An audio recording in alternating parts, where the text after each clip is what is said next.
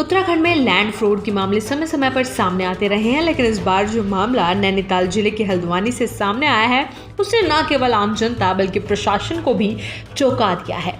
मुखानी थाना क्षेत्र में सामने आए इस फर्जीवाड़े में भूमाफियाओं ने विभागीय मिलीभगत के जरिए सरकारी सड़क की जमीन को निजी बताते हुए सेना के जवान समेत कुल 9 लोगों को बेच डाला। सबसे हैरान करने वाली बात यह है कि जमीन की बकायदा रजिस्ट्री भी कर दी गई थी और किसी को भनक तक नहीं लगी। इस पूरे फर्जीवाड़े का खुलासा तब हुआ जब पीड़ितों में से एक सेना के जवान ने कुमाऊं कमिश्नर दीपक रावत की जनसुनवाई में अपनी आपत्ति सुनाई। मामला संज्ञान में आते ही कमिश्नर ने तत्काल पुलिस को कार्रवाई के निर्देश दिए, जिसके बाद हल्द्वानी के मुखानी थाना में प्रॉपर्टी डीलर के खिलाफ एफआईआर दर्ज कर ली गई है। इस मामले की एक और चौंकाने वाली बात यह है कि पीड़ितों को लगभग 14 साल बाद पता चला कि उनके साथ धोखा हुआ है। दरअसल हल्द्वानी के दमू वाडुंगा स्थित तिलक मार्केट निवासी एक व्यक्ति भारतीय सेना की कुमाऊं रेजिमेंट में तैनात है और फिलहाल कश्मीर में पोस्टेड है। उन्होंने वर्ष 2011 में अपनी पत्नी के नाम से मुखानी क्षेत्र के रामड़ी आनसिंग में 1900 वर्ग फीट जमीन एक स्थानीय प्रॉपर्टी डीलर के माध्यम से खरीदी थी। सेना के जवान ने उस समय जमीन की रजिस्ट्री भी करवाई थी और 4 दीवारी बनवाकर अपने प्लॉट को चिन्हित कर दिया था। हर बार छुट्टी पर आने पर वो अपनी जमीन देखने जरूर आते थे, लेकिन इस बार जब वो जमीन देखने पहुंचा तो देखा कि उस पर किसी और ने तारबाड़ कर दी है। जवान ने जब नजदीकी रजिस्ट्री कार्यालय में जाकर जानकारी हासिल की तो पता चला कि जिस खेत नंबर पर उन्होंने जमीन खरीदी थी उसी नंबर की जमीन की रजिस्ट्री किसी अन्य महिला तरुणा वर्मा के नाम पर है।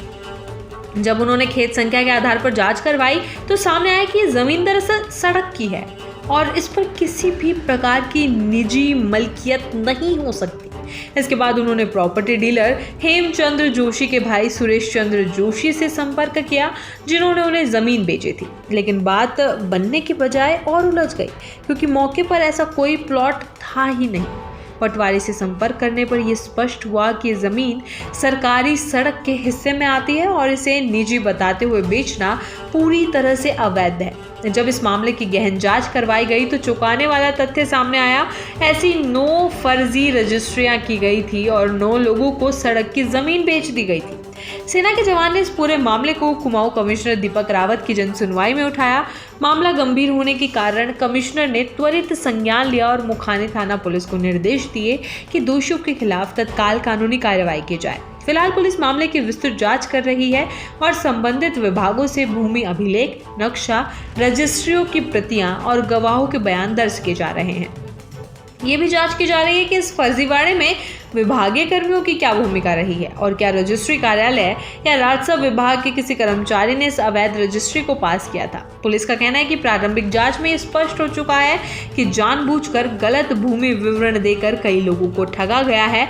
अगर इसमें किसी सरकारी कर्मचारी की भूमिका सामने आती है तो उसके खिलाफ भी विभागीय और आपराधिक कार्रवाई की जाएगी। इस घटना ने एक बार फिर से उत्तराखंड में लैंड माफिया के सक्रिय नेटवर्क और सरकारी तंत्र की कमजोरियों को उजागर कर दिया है। अब देखना यह है कि प्रशासन इस मामले में कितनी सख्ती से कार्रवाई करता है और भविष्य में ऐसे मामलों की पुनरावृत्ति को रोकने के लिए क्या कदम उठाता है।